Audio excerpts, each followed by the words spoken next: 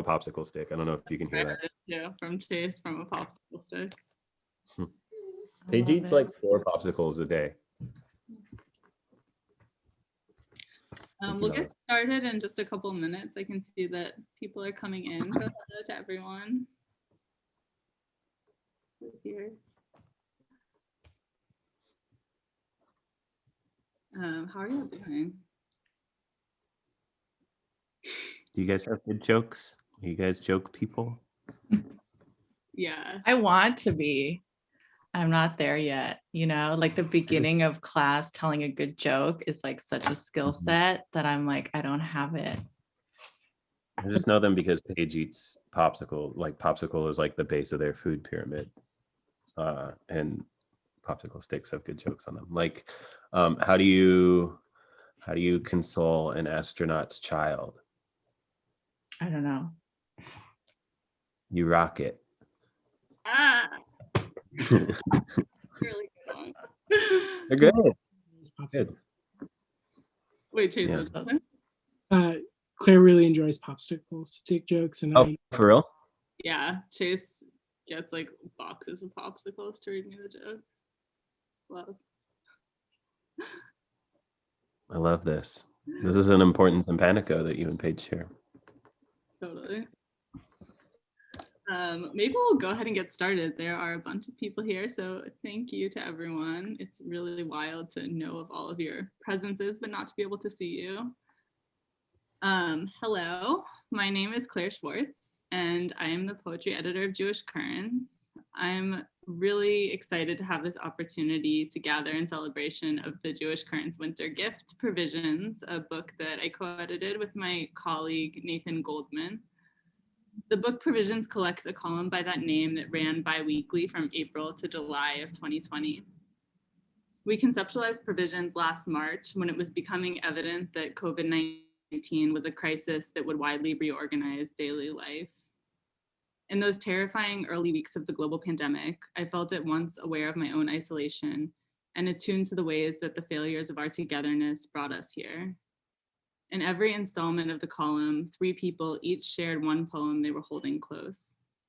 This form emerged from a desire to recalibrate the quality of my own attention, which was really frenetic, to nourish the generative possibilities of solitude and share the sustenances we find there, to record isolation, and to imagine and enact forms of gathering. I'm lucky to be joined this evening by 3 Provisions contributors who were 3 of the first people I found myself reaching to last spring as the world unmoored itself in disorienting ways and along all too familiar fault lines. Kaveh Akbar, Chase Berggren, and Wendy Xu are 3 of my favorite poets and people who radically and regularly enlarge my understanding of what can be done on the page and how the page might be a portal to living generously in the world. They teach me, as June Jordan wrote, word by word and beyond words. Kaveh Akbar is the author of Pilgrim Bell, forthcoming from Grey Wolf this summer, and the editor of the Penguin Book of Spiritual Verse, Penguin Classics 2020.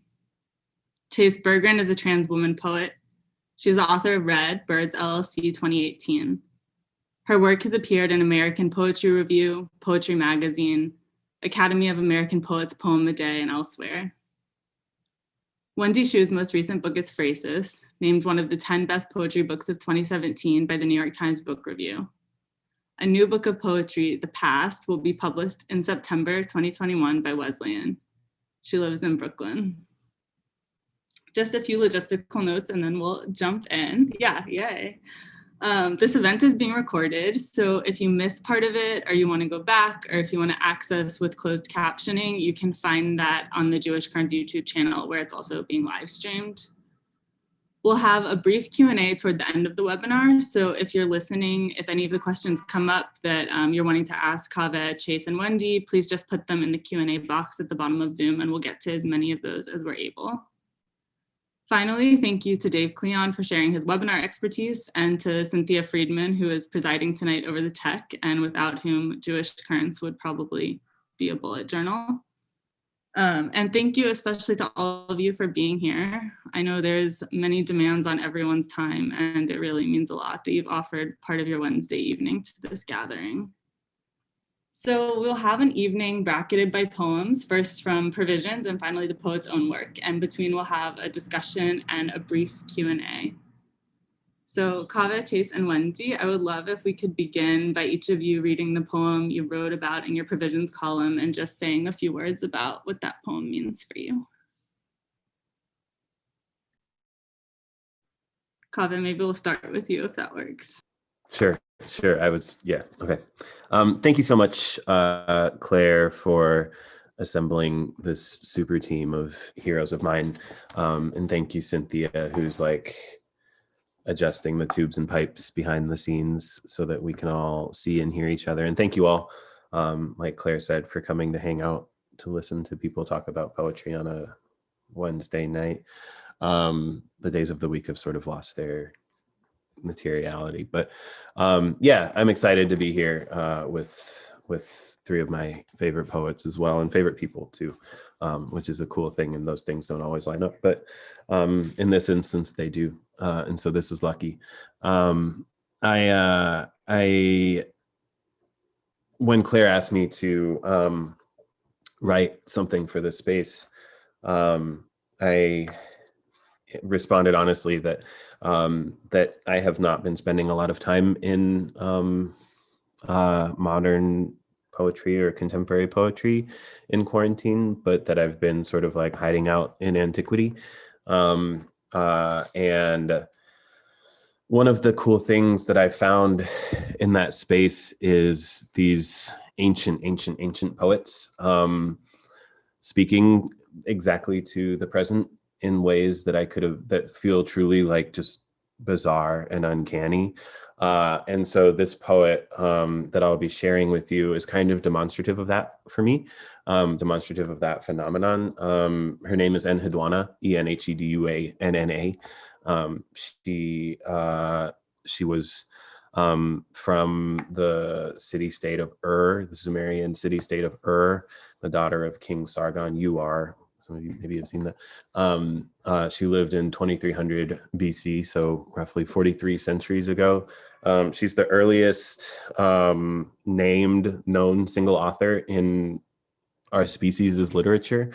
We have writing from before her, but she's the first writer whose name we know, and who we can directly attribute to certain pieces of writing. She was a temple priestess for the goddess Inanna, and she wrote hymns to most of her surviving writing is hymns to the goddess Inanna, but the hymns are angry and sexy and strange, deeply strange.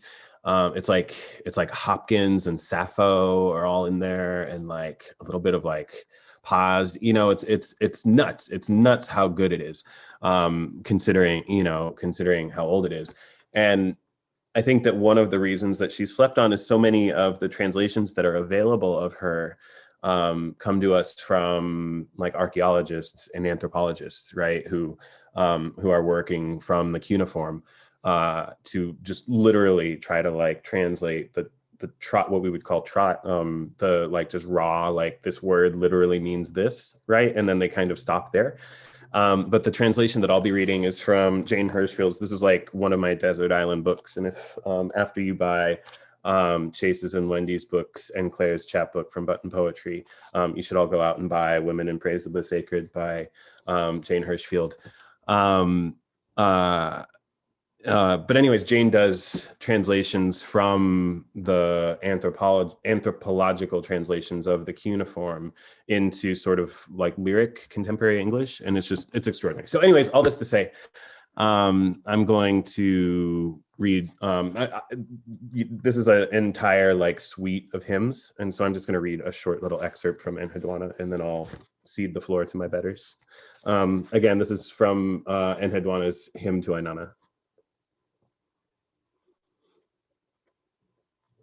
Lady of all powers, in whom light appears, radiant one, beloved of heaven and earth, tiara crowned, priestess of the highest God, my lady, you are the guardian of all greatness, Your hands hold the 7 powers. You lift the powers of being. You have hung them over your fingers. You have gathered the many powers. You have clasped them now like necklaces onto your breast.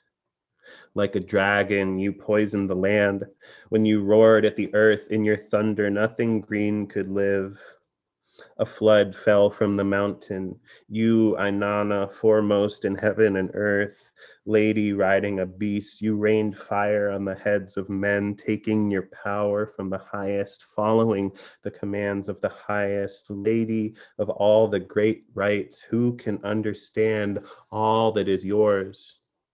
In the forefront of the battle, all is struck down by you. Oh, winged lady, like a bird, you scavenge the land. Like a charging storm, you charge. Like a roaring storm, you roar, you thunder, in thunder snort. In rampaging winds, your feet are continually restless.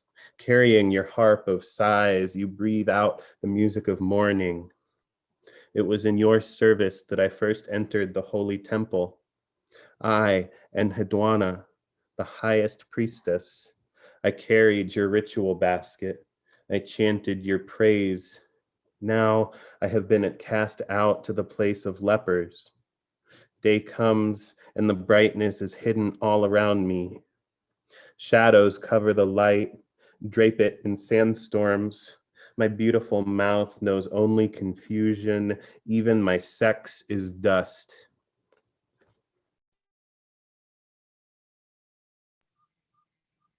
Thank you. That was amazing. Chase, will you read? Yeah. Hi, everybody. I'm really excited to share this space with you. I can't think of 3 people I would rather be in conversation with. I'm super excited about this collection of poems and writing about poems.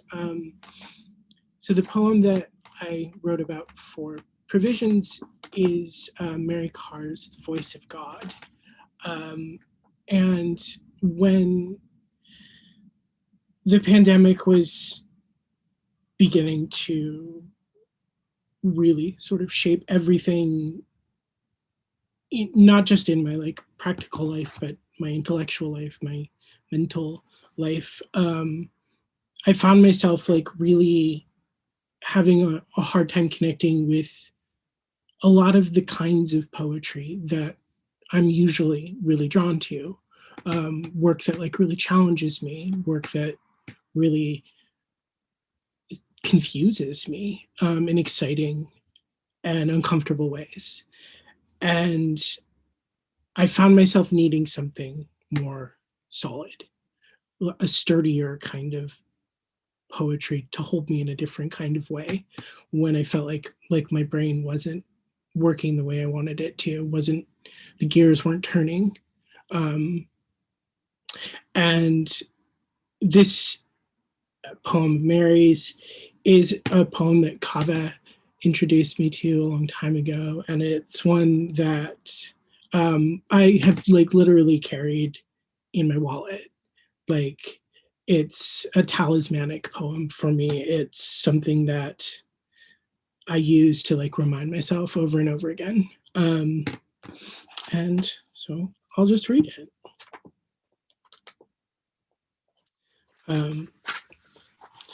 Wisdom, the Voice of God by Mary Karr. 90% of what's wrong with you could be cured with a hot bath, says God through the manhole covers. But you want magic to win the lottery you never bought a ticket for. Tenderly, the monks chant, embrace the suffering. The voice never panders, offers no 5-year plan, no long-term solution, no edicts from a cloudy white beard hooked over ears. It is small and fond and local. Don't look for your initials in the geese honking overhead or to see through the glass even darkly. it says the most obvious shit, i.e., put down that gun. You need a sandwich.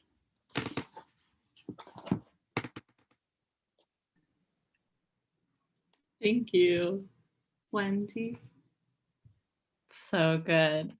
I love these poems. Hi, everyone. Thanks, Claire, for gathering us like this. This is so nice.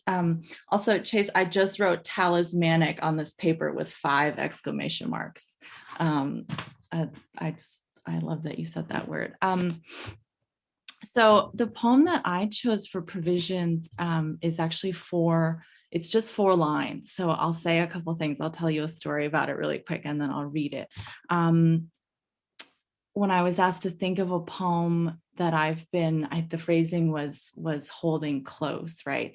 I thought of this poem that's been with me for such a long time. And by that, I mean, it's been with my parents for a really long time.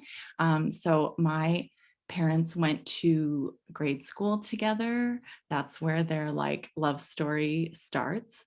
And part of grade school, a thing that they did together was that, they had to memorize poems. So Wang Wei is a popular, poet in China still. And so they memorized this poem and they used to say this poem just to me and my sister around the house. My mom was always the number one, they called it number 1 best student in the class. And my dad was always number 2 best student. And he never could best her in any of the subjects, not even poetry recitation, right? Which was where they came across this poem. So it's been with me for so long. And then I've just come across it so many times in my life, and finally in English translation, because I don't read Chinese characters. So I need that gift that the translator provides, and the good translator provides to be able to access it. And so for me, this poem, which I'll read in just a second, is over the summer, in this late spring and the summer, I wanted to read poems of address. I wanted to read epistolary poems. I wanted to read poems of reaching and reaching for, even if there was no arriving, even if it was all longing, even if it was all, kind of like asymptote. That was okay. That became the kind of poems that I wanted to read. And I also wanted to read poetry that was like really distilled, and to be honest, really short, because reading was hard, it was hard to like keep my mind in one place. And so this poem for me is like a poem about wanting and longing, and it's the wanting and the longing that makes this kind of togetherness possible. And it's like, it's sort of really bittersweet one. But everything just felt so important to long, it was really hard actually to long for the people that I was missing. It's still, today it's hard to long for the people that I'm going to keep longing for until we can, be together again. But it felt important to keep doing it, because, the day that I wake up and I stop longing, I hope that never happens. So this poem is called 9/9, which is the date 9/9, thinking of my brothers east of the mountain, by Wang Wei, who was born in 699. And I always think that there's something funny about people that are like, it's almost like you're so excited to be born and you're so excited to be in the next century that you can't wait, right? So you just like get there like a little bit early. So born in 699. And the poem is translated by David Hinton, which does like a really wonderful job kind of getting at that distillation. So 9/9, thinking of my brothers east of the mountains. Each year on this auspicious day, alone and foreign, here in a foreign place, my thoughts of you sharpen. Far away, I can almost see you reaching the summit, dogwood berries woven into sashes, short, one person. Thank you. Thank you, all of you. It was really amazing to hear these poems across time and these various forms of reaching. And I think there's certainly, many conversations already being had and to be had between them. I'll just offer a question to get us started in the discussion, but I think to say really just adding to what's already been offered. So I hope we can return as many vectors feel useful to bring in. I hope we can do so. But I wanted to just open by asking you, since I have three of my favorite thinkers in the virtual room, a question that I've really been wrestling with. But one of the books that I've been living alongside in these past weeks is not actually been poetry, but a book, We Do This Till We Free Us, which is a forthcoming collection of writings and interviews by the abolitionist organizer Mariame Kaba. And one of the things that Kaba talks about is participatory defense campaigns. And so she talks about entire campaigns that are focused around or organized around freeing a single person from jail or prison and resourcing them to return to life on the outside. And Kaba talks about how people sometimes criticize these campaigns for operating on the scale of the individual rather than on the structural. And I've really been holding her response to these critiques. And what she says is not only that the critiques erase people who are most vulnerable to violences of these carceral systems and who are already ensnared in them, but also that participation in these campaigns, the practices of care and the rigorous imagination they require are really rehearsals toward an abolitionist future. So rehearsals on the scale of a life toward the horizon of the world that we want to bring about. And so I think often, and for good reason, there's kind of this rub of discrepant scale between a person and a system, between the spectacular flashpoints of crisis and longer vectors of history. And so I'm obviously not trying to conflate poetry and participatory defense, but I think there is a kinship of believing that smallness matters, and what happens on the scale of a word, of a minute, of an hour, of a life joins with visions for the wideness of the world. And so I think really this is all just a way to ask, what does it mean for you to turn to the page as a writer or a reader in a world that in so many ways is burning?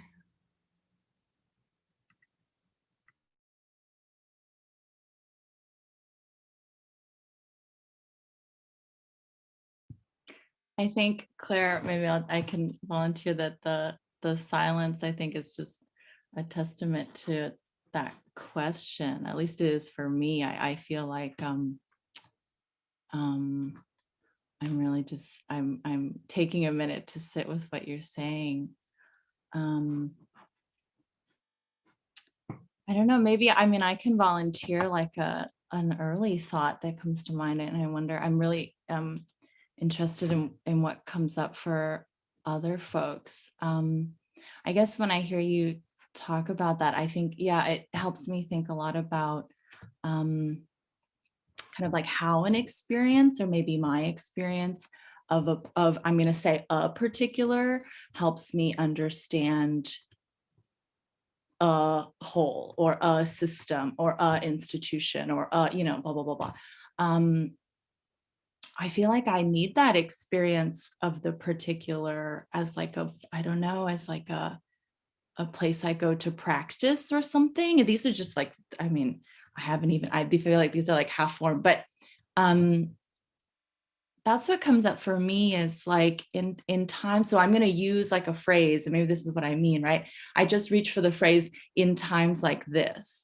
And I feel like this is what I'm pointing at, right? Is like our language is so insufficient and has been so insufficient in this past year to hold the it, because the it is so gigantic.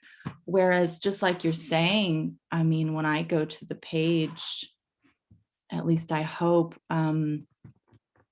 it's like I'm dealing with the most extreme specificity, right? If that resonates, or the most extreme particularity.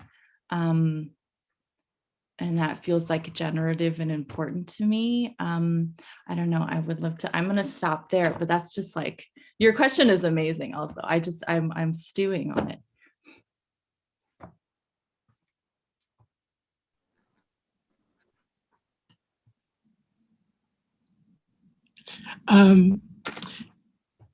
So I'm not sure if this answers the question exactly, but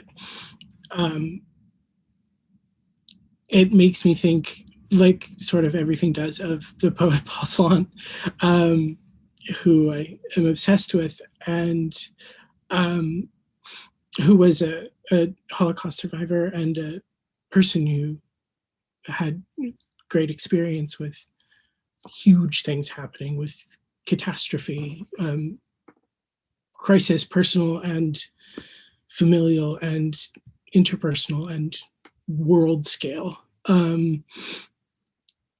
who nevertheless like had this like deep, to him, incontrovertible belief that he said a poem is a kind of handshake, who was like deeply interested in the ways in which a poem can, like, first and foremost be a meeting of two, where the poem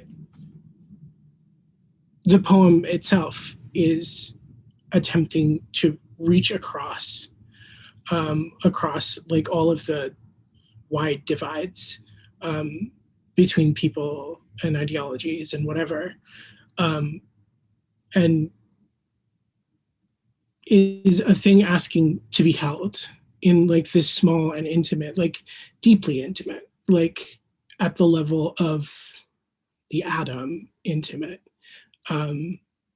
like how I'm thinking about that right now, because often lately for me it feels hard to reach people. I can't see any of my friends, and like sometimes I don't, like people who I love and care about and want to hear from, I like don't have the energy to call them. And it makes me like remember that a poem can be something that doesn't have to like change, doesn't have to enact change in whatever way, but like the work of changing a person, of touching a person, like is important. Like it's not as important as like a lot of other bigger work, but it does matter, like that intimate level of reaching each other, and like it's a lot easier to reach each other on those levels on a person to person basis.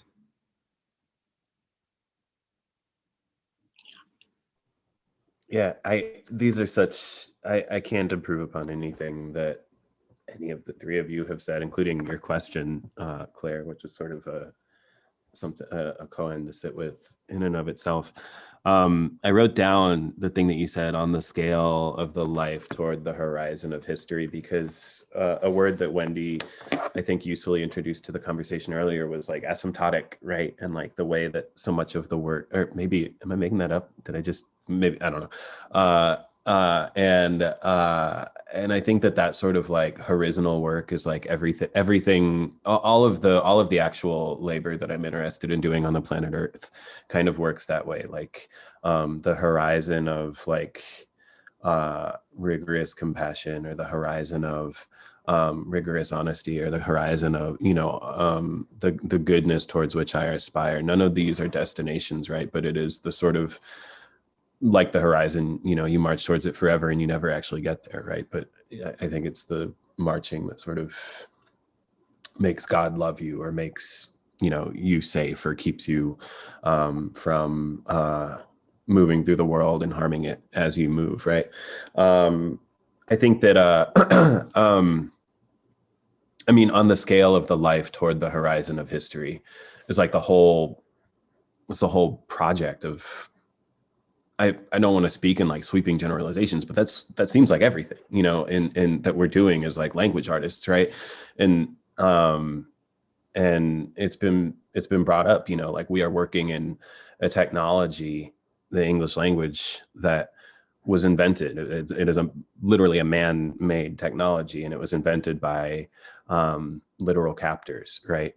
The Swedish Iranian poet Athena Farrokhzad writes that the language of the criminal cannot be used to indict the criminal because the language of the criminal was invented to justify the crime.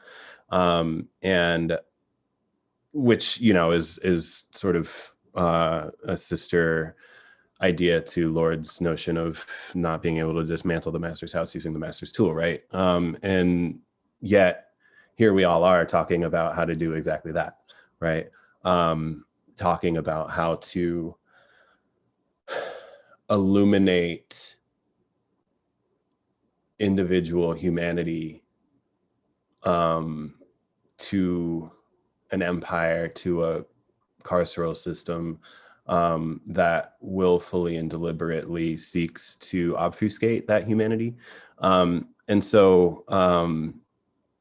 And we're using their technology, you know what I mean? Like, we're using a technology that has been used to build and deploy nuclear weapons and to carry out centuries of chattel slavery and to carry us to the precipice of irreversible ecological collapse. We're using that technology to talk to our children every night, and to, you know, I talk to my cats using that technology, and I write love poems to my spouse using that technology, right? And that's the fundamental friction of it. I mean, I think about, and I'll shut up after this, but I think about just reading the Enheduanna that one of the things that fascinates me is that this is a woman, a Middle Eastern woman, not for nothing, writing 43 centuries ago.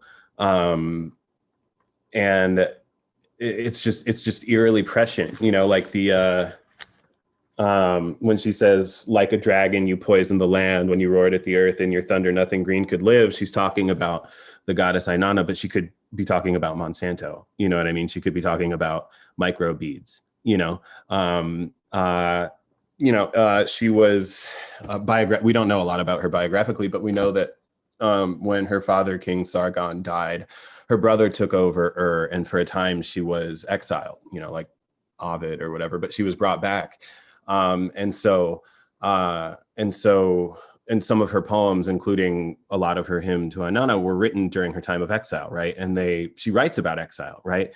And so, like, moving into the 21st century, where the great sort of moral crisis of our species will be, you know, wave after wave of refugee crises, moral crises that we've been failing at every turn thus far, you know, she's speaking directly to that, you know what I mean? Like, there's, you know, we throw our hands up and say, like, what can a poem say about something as atrocious as children in cages? Or, you know, like, how can lyric poetry exist after Auschwitz, to sort of butcher Adorno, you know? But it exists, you know, poetry about children in cages along the southern US border existed 43 centuries ago. You know what I mean? And that's sort of what has been, that's sort of what strikes me about reading people like Enheduanna, right? She's speaking directly to her own sort of singular speck of dust on the timeline of humanity, right? But it is, you know, again, gesturing towards the whole horizon of history, to borrow the Kaaba quote that you introduced to the conversation, Claire. Yeah, I'm really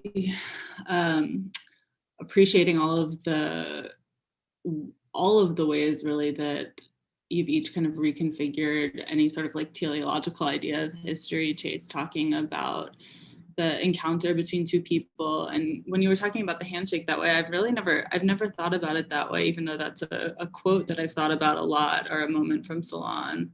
And I'm thinking, you know, Ocean Vuong talks about a community being between two people as well. And I think, you know, thinking about building out from those kind of intimate relationships, not in the sense of scaling up, but in the sense of being next to, or just, you know, various forms of relation that exist next to each other and have meaning by virtue of that. And I'm thinking, you know, Kaveh, I appreciate also the way that you take us back in time. And Wendy, you too, you know, both of your poems speak so resonantly through and across, but I think also kind of terrifyingly, Kaveh, you know, talking about the fact that there were poems from centuries ago about children in cages on the border, but what does it mean that there were poems centuries ago and yet there still are children in cages on the border? That's kind of a terrifying prospect. And so, you know, one thing I've been thinking about is Erica Hunt talking about rereading as making space. I mean, she's thinking in particular about Black literary traditions, but she talks about Black scholars rereading archives as a way of making space for the fullness of Black life, where it was otherwise foreclosed or foreclosed by design in those spaces. And that made me think in general about rereading as a form of revision. And I think that was part of the impulse behind this project, is to think about how rereading can be a way of seeing differently. And I'm wondering if maybe if you could just talk about what that means in the context of the poems that you chose, or just the practice of rereading or returning to beloved texts and in these moments, whatever that means, or even troubling that framework.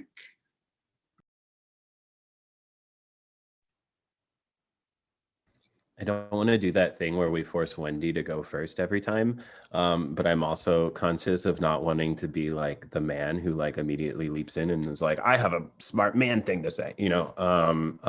And so I'm like caught between those two things, but I feel like in this instance, I will just say one quick thing and then again, shut up.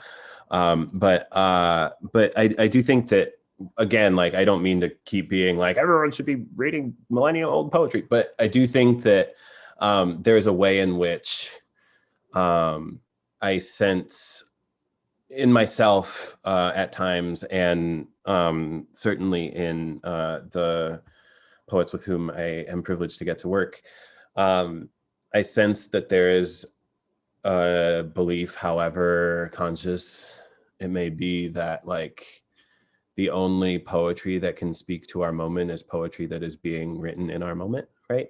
And I think that, like, again, like Wendy's poem thoroughly disabuses of us of that idea. Mary's poem, I mean, the poem by Mary Karr that Chase shared, thoroughly disabuses us of that idea, as does, you know, Chase brought Solana into the conversation, and as does his whole body of work. I'm thinking about, like, I do a thing with my students sometimes where there's like this science essay from like a recent, I don't have the quote in front of me, I apologize, but there was like an astrophysicist who was writing in Nature, the journal Nature, which is like it's like the New Yorker for scientists or whatever. But but you know, it was a woman sort of writing about the like 100th anniversary of like Kepler publishing a paper, and about like, or now I'm like, it was like she was talking about like how like, oh, just 100 years ago we didn't know about like the infinitely expanding universe, and the idea that like you've all heard of like the like raisin loaf. I wish I had the quote, I'm sorry. But you know about like the raisin loaf idea of like the expanding universe, where like the batter is like flat when you put it in the oven, but then like as the loaf expands, the raisins get further and further from each other. And that's like what's happening with the universe and all the planets, is like everything is expanding. And so like the planets are getting further from each other, not because they're actually traveling apart from each other, but because everything is expanding. Yeah. Anyways, it was talking about like, isn't it wild that this thing that we all like take for granted and that we like base all of our science on was only discovered 100 years ago. And then I share A.E. Stallings's translation of Lucretius's The Nature of Things, where he talks like at great length about like the existence of an infinitely expanding universe, and how like if you're standing somewhere and you can't see the bounds of the universe, like it expands in every direction infinitely, right? And like you know, he's again writing to us, Lucretius is again writing to us from antiquity. And then I show there was a scientist by the name of Elizabeth Kubler-Ross who gives us the model for understanding the grief around the dying that we use today when we talk about the 5 stages of grief being denial, bargaining, depression, anger, and acceptance, not in that order, because I'm messing it up. But like when, you know, she discovered this in the 70s and named it and wrote a book called On Dying about it. And we all, you know, it's like our zeitgeisty shared collective intelligence now that these are the 5 stages of grief, right? And then I share a Mesoamerican poem from the Nahuatl people about a midwife who dies in childbirth. And it like very, very clearly moves through each of those 5 stages of grief, right? And like clearly outlines like these are the things that you can expect to happen as you sort of mourn this person. So anyways, all this to say, I just keep finding that that we are utterly precedented, and I think that, you know, you talk about going to the archives to find that amongness. I think that there is a way in which the hegemony of the present kind of feels tyrannical because of just how sort of like bizarre everything feels. Like everything has this like texture of bizarreness and unprecedentedness. But I've been finding that amongness.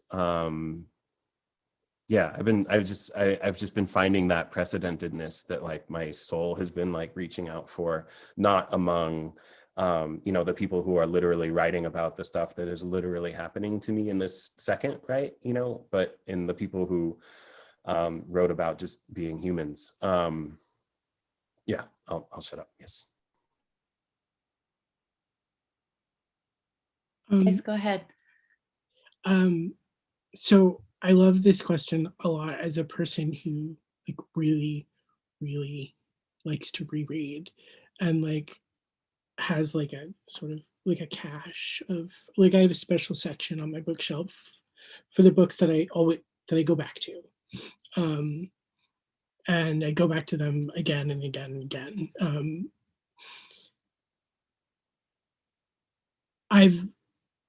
Your question makes me think about the Bible, which I think is perhaps like the most reread book.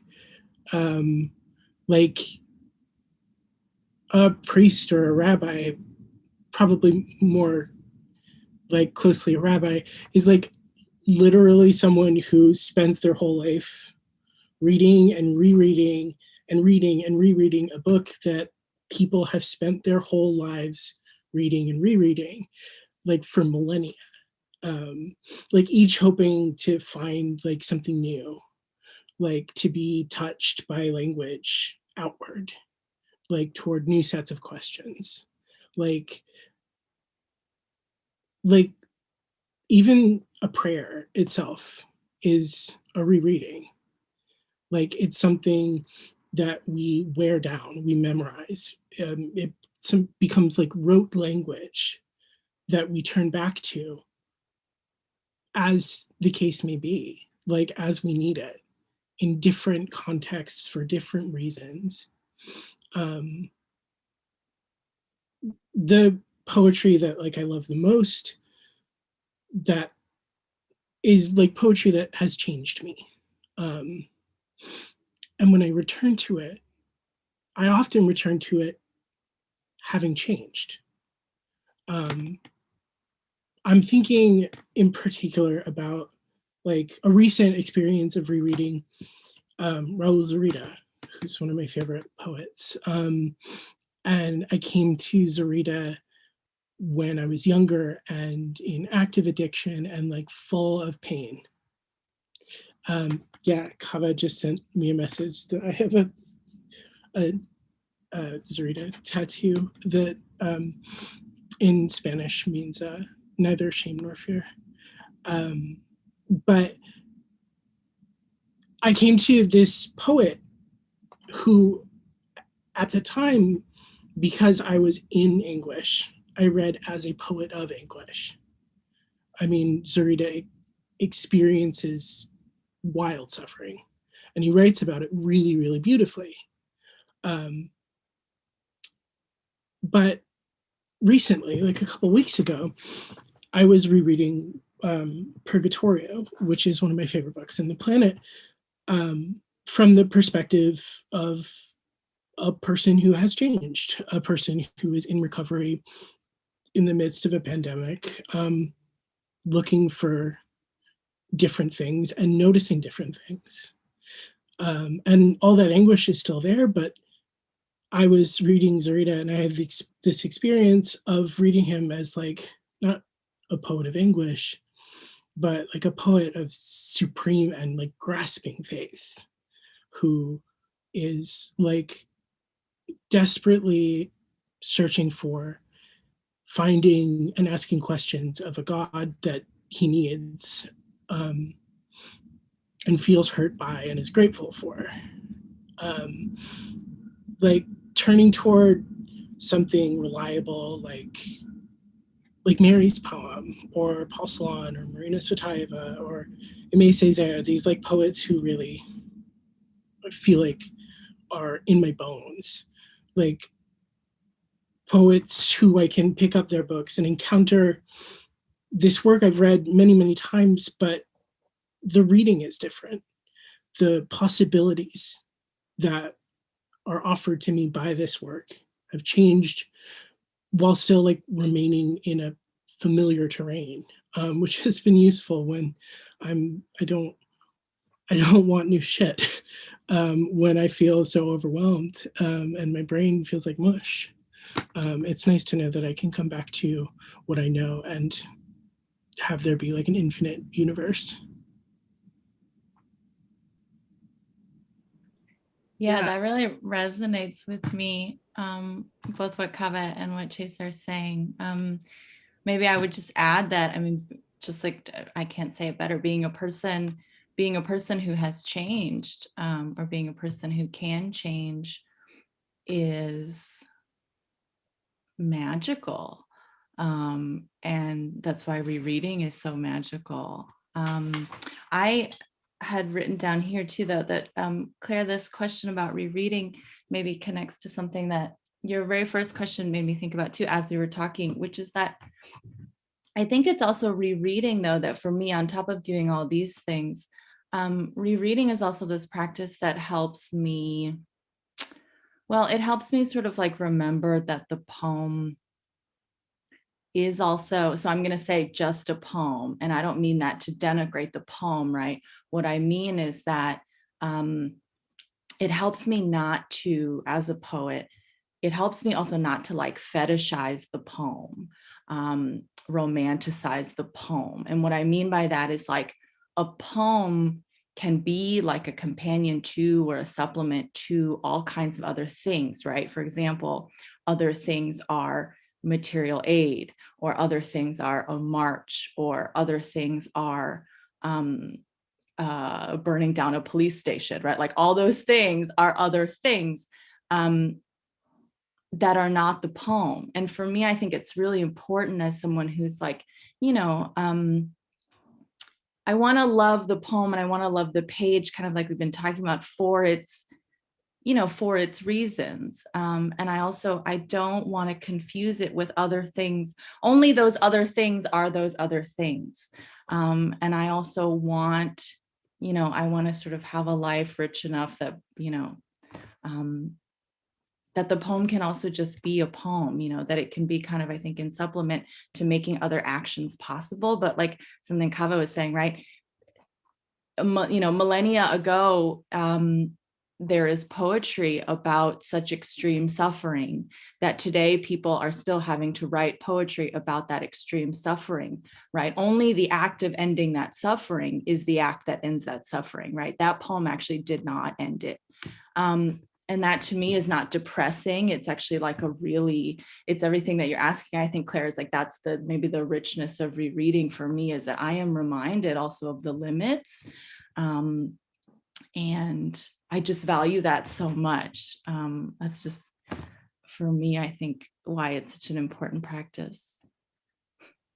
Yeah, that's so beautiful. I feel like I'll be sitting with this for a long time. There are some really wonderful questions in the Q&A. So I think I'll just ask one because we're running short on time, but I do want to thank everyone who just asked these really wonderful textured questions. But I see one from, okay, I'll just allow the upvote to determine what I'm asking. But Vanessa Janal says, thank you all so much for this event. These days, we often hear people saying they want life to go back to normal, but we all know there is no normal to go back to. There is, however, a future waiting for us. How can we as artists make art that moves us forward rather than backward?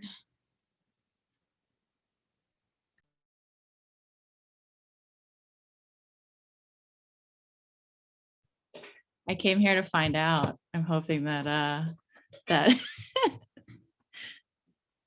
that you three have magical answers. I mean, I think that's the question. I mean, I think that Wendy just told it. I mean, I think that weirdly Wendy kind of just answered exactly this, right? Is, you know, is you do the art and then you go out and do the work, right? I think, and you don't confuse one for the other. I think that, I mean, in Annie Allen, the poet Gwendolyn Brooks has a sequence of poems called Children of the Poor. And I think it's like the third or fourth poem in that sequence is called First Fight, Then Fiddle, which is like as perfect as Ni Pena Ni Miedo, right? She says first fight, then fiddle. And it's a long poem. She says, be deaf to music and to beauty blind, forgive her the ableist language of me for quoting it. But she wrote this book, 50 years ago, but 60 years ago. Be deaf to music and to beauty blind, win war. That's the quote. And she's saying like, put down the fiddle for a second, put down the pen, put down the paper, and do the work, right? And this from one of our great poets of tenderness, right? This from one of our sort of poets most capable of extreme tenderness on and off the page. I mean, the stories of her kindness as a human being are legion, right?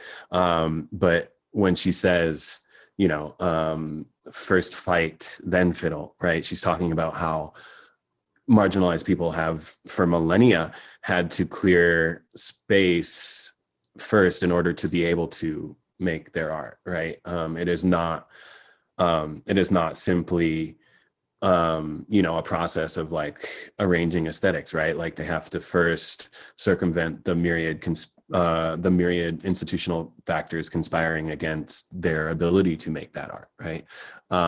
First fight, then fiddle.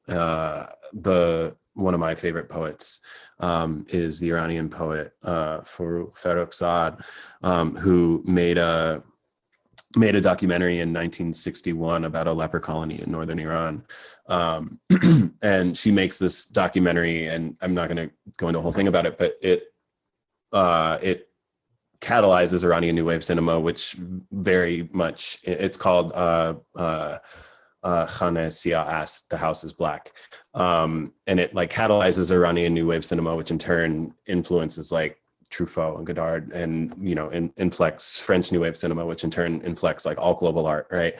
And so she makes this film that is like a legitimate like aesthetic masterpiece, right? And not only that, but it like draws all this funding into the hospital and improves the lives immeasurably for the patients therein. And then she goes back to the hospital and adopts one of the orphans in the hospital as her own, and raises him. His name is Hossein. He still translates today, but raises him as her own, right? And it just like I'm so humbled by that, like living in my little like piddlywink like professorial palace in Indiana, like the idea of like someone just like throwing themselves so fully into the work that they into the work that their art says that they care about, you know what I mean? People like Brooks and Farrokhzad just humble me immeasurably, and it's exactly what Wendy is talking about, right? The first fight, then fiddle, and don't confuse one for the other. I think that's what we do.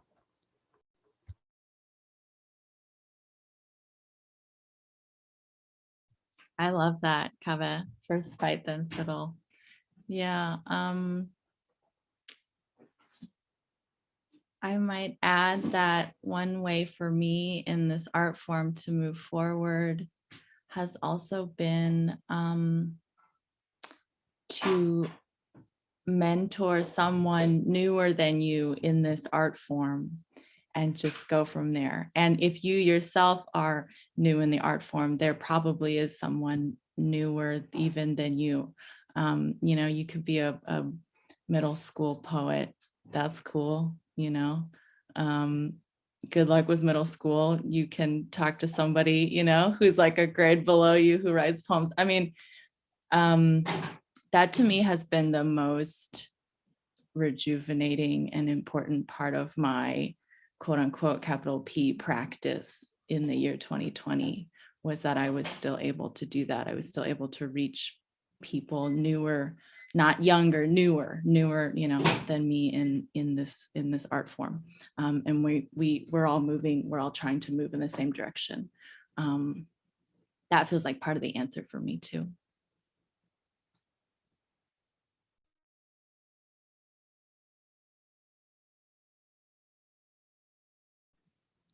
Chase, did you want to weigh in? I don't want to pressure, but if you had a thought. I thought that was really cool way to end. Sorry. I have a zillion things that everything y'all are saying makes me think about, but maybe too many for the amount of time we have. Yeah, thank you for this. I'm thinking now also of Stuart Hall saying the only theory worth having is the one, that you try to throw off, and the way that some of the poems that I love best and some of the conversations with poets that I love best are the conversations and poets that teach me the inadequacies that Wendy's talking about, that kind of point to their own limits and propel you past them into the other forms of work. So thank you for this. I think, again, thank you to everyone for coming and for your really wonderful questions. I think we'll just end with one poem from each poet, and then we will sign off, but just let the poems have the last word. Maybe we could read in the reverse order for fun. That sounds great. I love reverse order. As a person whose last name starts with X, I live for reverse order. This was great. Thanks so much, everybody. So I guess I'll finish by reading some fragments. This year, in a fragmented time, I've been writing fragments. So these are from a thing called Fragments for Hold. To give you a sense of seconds passing like light at the end of a day, crumbles from the air all its unfulfilled conditions. I imagined a form that would preserve the shape of the tanks from my recurring dream, their outlines, the force of their intentions in all possible directions, punching through time. A form for the past itself is an idea too elegant to exist, is a compartment I can't keep when rarely does the room of its writing enter the poem. The little mushroom lamp, a yellow book, lopsided and smooshed by the weight of the day, all that has passed through it. I let the bad word just be. Thank you. You're the best, Wendy. I'm just always in awe of all of you.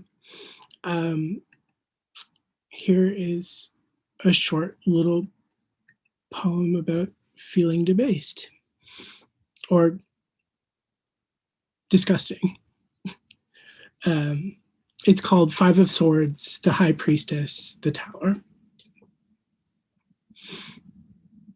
Too many ugly throw pillows on this ugly spotted couch from which I am writing this, from which I am shoving rice into my hole until it's chalk against my lip, spread out and on my side like some Roman pervert watching porn instead of reading all these fucking books. I don't know much about my body except how it's not. Except the way it wants. I draw a card that tells me what is getting in my way. Surprise, it's me.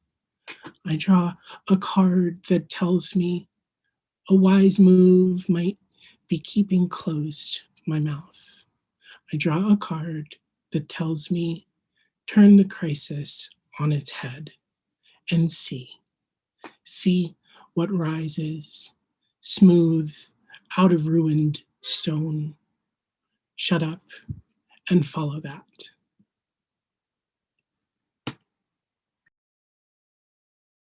Shut up and follow that. That's incredible. Thank you for that, Chase. And thank you, Wendy, too. I don't think I'll ever forget Lopsided and Smooshed by the Weight of the Day either. That was amazing. And thank you, Claire, so much for holding this space with such care and grace. And Cynthia for moving your fingers behind the curtains. And thank you, everyone who hung out. I'm going to read a new poem called My Empire. And then I'll see you.